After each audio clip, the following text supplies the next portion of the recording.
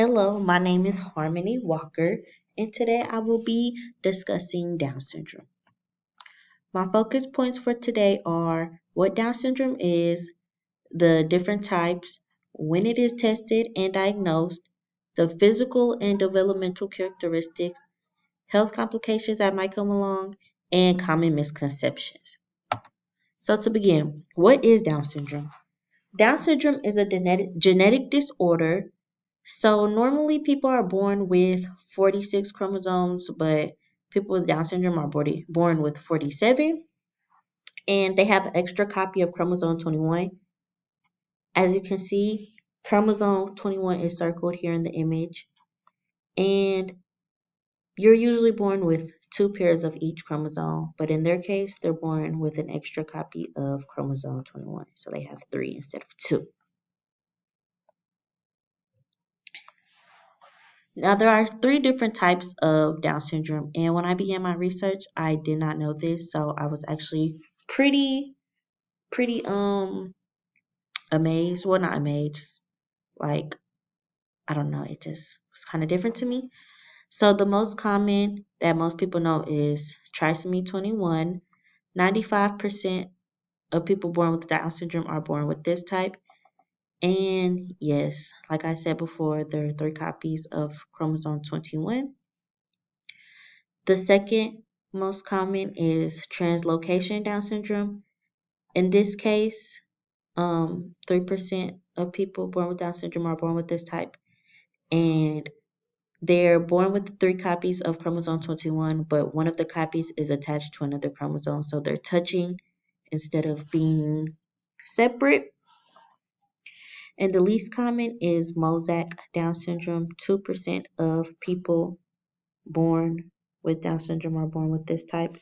And this is a mixture of cells. So some cells in the body have the three copies of chromosome 21, while others still have the regular two. When is Down syndrome tested and diagnosed?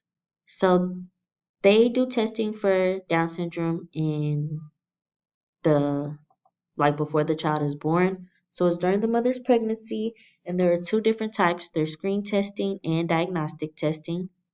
With screen testing, that's blood test and ultrasound test. With the blood test, they measure proteins and hormone levels of the mother, and if these levels are abnormal, that can kind of indicate that the child might have Down syndrome.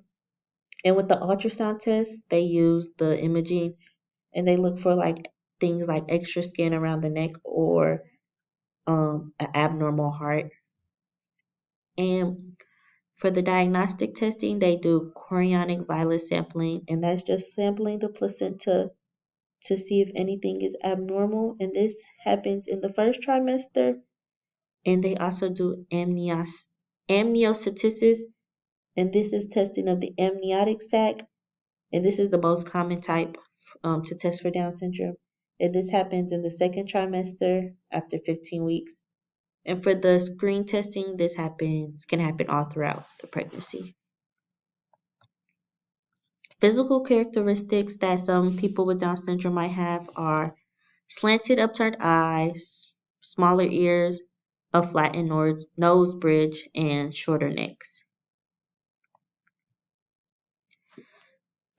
People with Down syndrome are known to have developmental delays, so they might have delays with walking, talking, potty training, and behavioral delays, so like still throwing tantrums at ages like you wouldn't like normally see somebody throw a tantrum, or like being stubborn and not really listening and stuff. Some health complications are heart defects. So about half people born with Down syndrome have a heart defect, and this can sometimes cause them to have to get surgery. And immune disorders, they are more likely to like get pneumonia and things. Dementia, a lot of people with um a lot of people with Down syndrome, they're more likely to get dementia and Alzheimer's in their later years around the age of 50, and they are more likely to be obese. Lastly, some common misconceptions that people have are people with Down syndrome cannot live a normal life, which is not true. They're able to go to school, work, create families, and just play sports and everything like everybody else. Another one is they do not live a long time, which is also not true. Their life expectancy is 60 years old, which is pretty close to the normal life expectancy. So they get to live a nice, fulfilling life. And the last one, misconception, is that Down syndrome is just not common. 1 in 700 people, 1 in 700 children are born with Down syndrome. So you're likely in your lifetime to meet somebody with Down syndrome or have a family member that has Down syndrome. Here is my bibliography and cited sources. Thank you.